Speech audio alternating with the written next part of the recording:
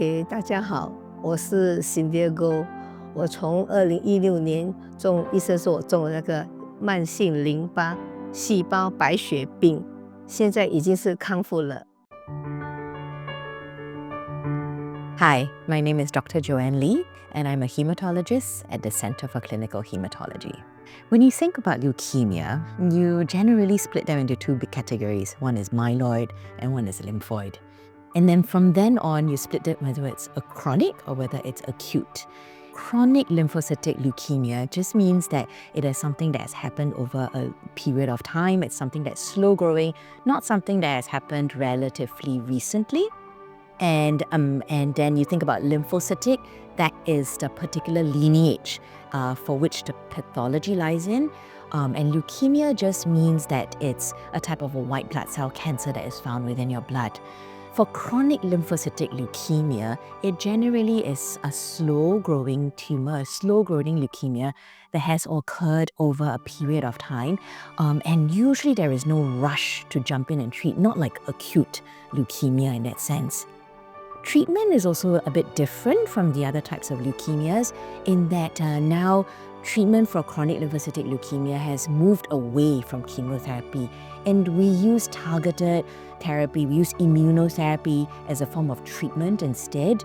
So you don't get your traditional side effects from chemotherapy like hair loss, but instead these targeted therapies and immunotherapy goes to target these specific pathological cells that you have in your body. So while CLL is mostly known as a leukemia, meaning that the problem is in the blood and it's a leukemic form, actually there is an entity that is called SLL, small lymphocytic lymphoma, that essentially is the same type of pathological cells but are found within the lymph nodes. So you could have a patient with maybe just pure CLL in which the pathological cells are found within the blood only. You could have another patient with just SLL in which you only have these cells within the lymph nodes. Or you could have a patient with a mix of both the abnormal cells in the blood as well as in the lymph node. Treatment is somewhat similar for both of these things because the pathology is the same, but sometimes it may differ based on what is causing the most problems. Other than that also, we look at genetic factors or aberrancies, mutations that are found, and some of these mutations help to tailor the treatment that we give the patient. We might suggest one treatment over the other based on what kind of genetic abnormalities you would have, and therefore the treatment for each individual patient is actually a little bit different. What some other patient might be getting for CLL may be different from another patient getting for the exact same problem, and it's mainly because of these different differences within each patient. 我去诊疗所看医生，为什么会去诊疗所？因为我的咳嗽、伤风、喉咙发炎，连续3年了。医生说不对，你要去，就叫我去医院做抽血报告。结果等了2个礼拜的报告出来，他证实我中了轻微的 CLL 白血病。So quite a lot of our patients actually are diagnosed from just a routine blood test where they notice that their lymphocytes are actually higher than the rest of the white blood cells, and that's how they get picked up actually incidentally. They may be monitored over time and they might notice that certain cell lines subsequently drop. Like for example, the hemoglobin or the platelet counts might drop, and that's when perhaps treatment may be warranted at that point in time. While other patients, they actually might present because there are too many of these lymphocytes in the blood, resulting in a lower neutrophil, which might present with frequent infections, or they might even present with symptoms of anemia because their hemoglobin is low, which may look like somebody who has breathlessness on walking or chest pains even.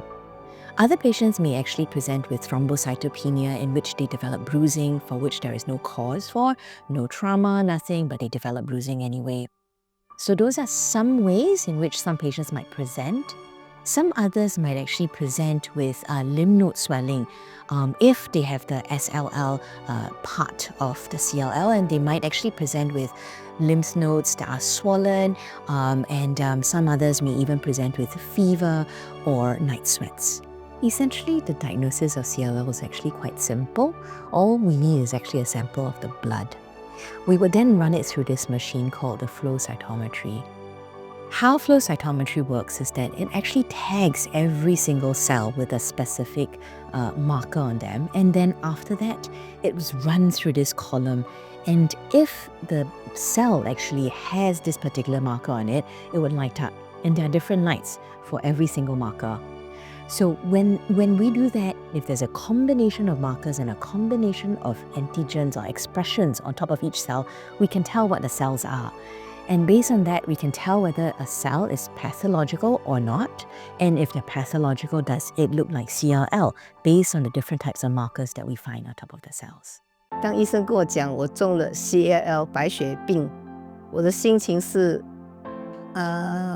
如果是严重，我就不想医疗，所以我交代我的孩子，如果真的是很严重，我不想治疗。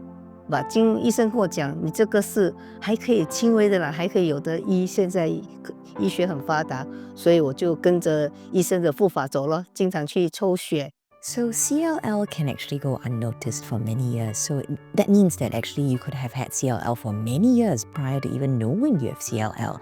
And a lot of patients, when they're first diagnosed, they actually may not have symptoms, as what we mentioned earlier. But because it is slow growing also, usually there is no urgency to just jump in and start treatment immediately. Because of that also, we may be able to tailor the treatment to that particular patient and do the workup completely before we start on treatment.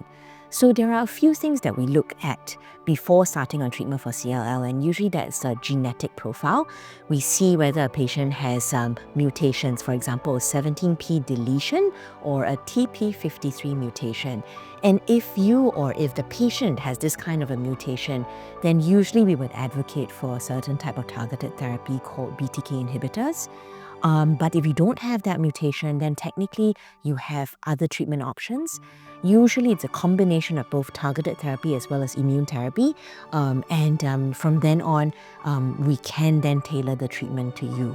So Cynthia had a type of a CLL for which she didn't have the TP53 mutation or 17p deletion. So she received a combination of both targeted therapy and immunotherapy. And actually, because of that, and she didn't receive any chemotherapy actually, she didn't have the typical hair loss that people will associate with chemotherapy treatment. And she actually continued to work throughout her treatment process. She has since completed her treatment and her disease is under control, and she actually is living life as per normal, like an individual, like you won't even know that she has had CLL actually if you just pass her on the streets. 当我知道我得到这个 CLL 的血癌病的讲，我第一个时间是我觉得没有事情啦，反正是有医生看，现在医学很发达嘛，对不对？看医生吃药就好了。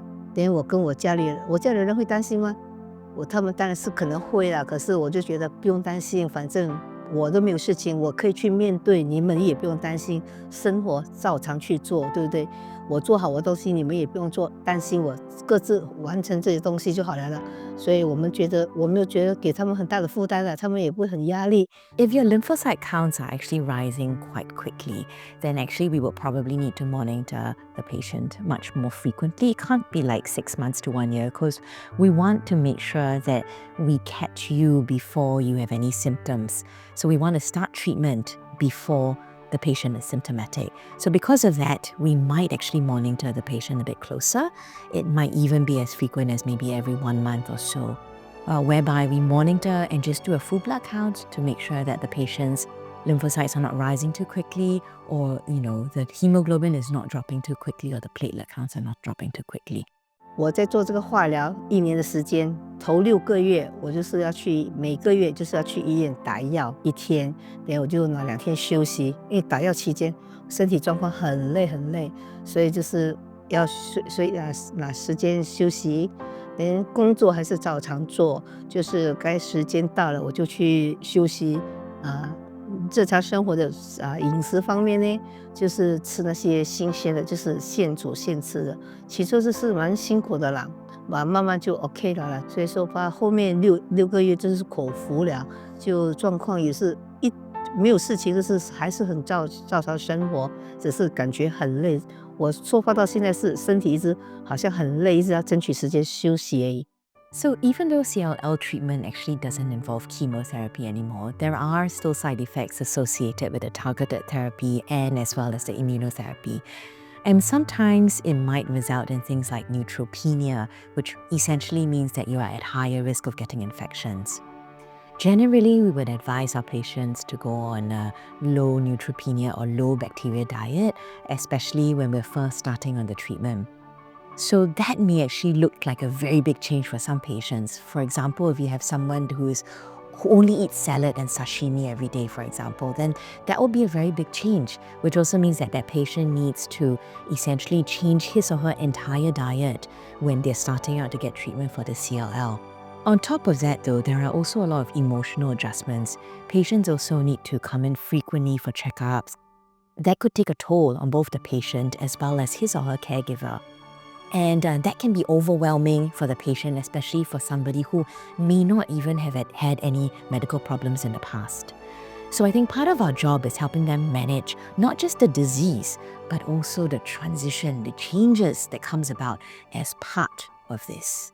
当我知道我觉得医学很发达，有医生看住，有药物治疗，所以我很乐观的面对这个问题。所以病是不怕的啦，没有生老病死都经历过的，只是说我们要开心去乐观的去面对它，就没有事情了。So after completing CLL treatment, especially for patients who are getting like a fixed duration therapy, life goes back to normal after that. Look at Cynthia. She has gone back to her normal life actually after having had treatment for the CLL. And you can and they can go back to doing things that they used to do. Cycling, swimming, walking, all of that stuff, traveling, all of that is all normal, and that is life even after having had treatment for CLL. In some situations where patients need to be on lifelong treatment for CLL, it's actually most of the time it looks just like a pill, just popping a pill in the morning. It's almost similar to maybe taking a medication for hypertension control, high blood pressure control, diabetes control, where you just take one pill in the daytime and you live your life as per normal after that. Regular routine follow-up care normally would look like about maybe once a month in the start, for example, after you've just stopped treatment. But as time goes on and as you are further and further away from treatment, you don't have any more side effects, actually follow-ups can be 6 monthly or so. 如果我遇到同样跟我一样有这种病的人，我会跟他讲，不用担心，现在生活医学很发达，医院我们照跟进医生的指示去做，去开心的去面对它，乐观，不用这样郁郁寡欢。其实病每个人都会中的嘛，对不对？所以就是要去面对它，去好好的治疗，心情要放开朗一点，心情轻松就可以去面对它了，没有问题的。我也是这样走过来的，对不对？